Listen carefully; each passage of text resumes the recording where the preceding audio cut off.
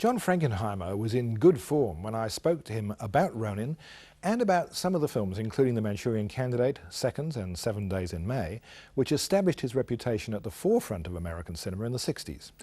We started with stunts and cars. These actors were very brave because they were all in the cars, going at that speed. I mean, there's no simulated stuff in this. There's no computers, we didn't undercrank the cameras or anything like that. I mean, what you really see is what happened. And it was tough. I mean, I had a great stunt coordinator, a guy named Jean-Claude Lagnaise, who's a French race driver and movie stunt coordinator. And his drivers were wonderful. And don't forget, I did Grand Prix. I used to be a race driver. So for me, it was kind of revisiting familiar territory. Frankenheimer's 1966 Grand Prix was innovative for its use of split-screen technique. I had seen this film at the New York World's Fair, Johnson's Wax, where the guy had used that, and I thought, wow, what a good idea, because I've got these parallel stories to tell, and I've got all these details of racing to try and explain to an audience, like heel towing and double clutching and shifting of gears and suspension and all that kind of stuff, which don't warrant being on the screen by themselves, but if you can combine them with other things, how good. The Manchurian Candidate, made in 1962, is Frankenheimer's most acclaimed film. It's a thriller about brainwashing, starring Lawrence Harvey and Frank Sinatra. The subject matter was turned down by every studio in town. George Axelrod and I got together on a picture called Breakfast at Tiffany's, which it turns out that I didn't end up directing, for the fact that Audrey Hepburn wanted somebody else. It was supposed to be originally with Marilyn Monroe. When they cast Hepburn, I got fired. Paid off, but fired. But Axelrod and I stayed friends, and we were determined that we wanted to work together. And he asked me if I ever had read this book by Richard Condon, which I said I hadn't. We read it together. We bought it that afternoon, and it turns out Sinatra had always really wanted to do it. Again, the same story. Once we got Sinatra, suddenly we got United Artists. And Axelrod wrote a wonderful script, and again, all the cast just fell right into place. And we shot the movie in Los Angeles and in New York. And the shooting schedule for the movie was 41 days. The budget in those days, including paying Sinatra to $750,000, was $2.3 million. Tell me, Raymond, have you ever killed anyone? No, ma'am. Not even in combat? In combat? Yes, ma'am, I think so. Of course you have, Raymond. Raymond has been a crack shot since childhood. Marvelous outlet for his aggressions. May I have the bayonet, please? Well, it was very complicated to do. It comes really right out of Condon. It's in the book.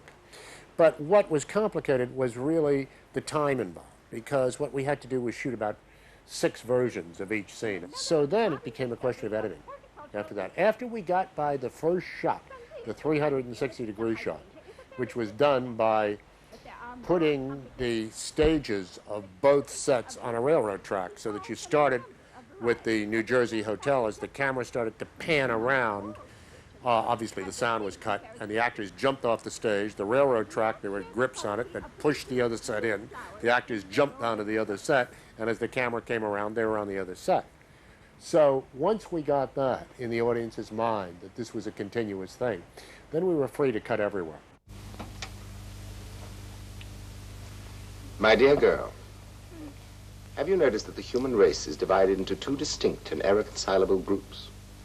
Those who walk into rooms and automatically turn television sets on, and those who walk into rooms and automatically turn them off. I come out of live television, and television was very much a part of our life. And I just thought that we should incorporate that as much as we possibly could, and I knew how to do that. I mean, because as I say, that's what I come from, and one has a tendency to revert to one's strengths in life, you know. Burt Lancaster starred in several Frankenheimer films, including the political thriller 7 Days in May. He was wonderful. He was perhaps the most professional human being I've ever known. He really knew a lot about everybody's job, and you really had to get up early in the morning when you were working with Burt. You didn't want to go on the set not knowing what you were doing. He expected everybody to do the best they could because he did the best he could. He was the best stuntman that ever lived. He came out of the circus. He did all his own stunts on the train, on whatever there were on Birdman of Alcatraz. On the Gypsy Moors, he did everything but jump out of the airplane. He was in the airplane with a cable attached to him up there. He was a very brave guy. He walked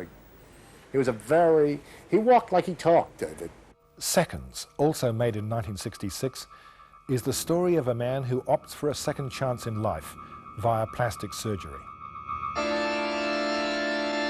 Seconds is the only picture that I've ever made that's gone from failure to classic without ever being a success.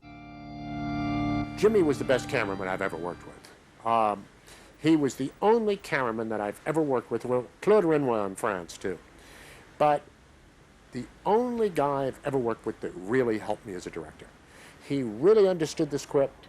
He and I used to meet every Saturday at this Turkish bath, which Jimmy went to year after year after year, discussing the week's work and the whole thing. It was his idea to use the 9.7 millimeter lens. I learned a lot from Jimmy Wong Howe, and his lighting I thought was great. We were totally in sync, he and I. Hey, John. Hey, John. Why are they? Hey, John. Hey, John. Why are they staring at me like that? It was a strange movie. It was a movie that I originally wanted to use Laurence Olivier in both parts. And I came back having gotten Olivier to agree to do it, and then Paramount refused to finance the picture if Olivier played the parts because they didn't think he was a big enough star. Someone proposed, his agent actually proposed Rock Hudson. I thought that was a terrible idea. And he said, well, you owe it to yourself at least to meet him. He's the biggest star in the business. So I went up and met him, and he was the nicest guy I ever met. And I really was crazy about him. And he said, well, of course, he said, if I did this, I could only play the part after the operation. And that had never occurred to me before, to use two actors. And then I thought about it, and I thought, yeah, that makes sense. And if you have to go through this horrible service of operation after operation after operation, why not come out looking like Rock Hudson?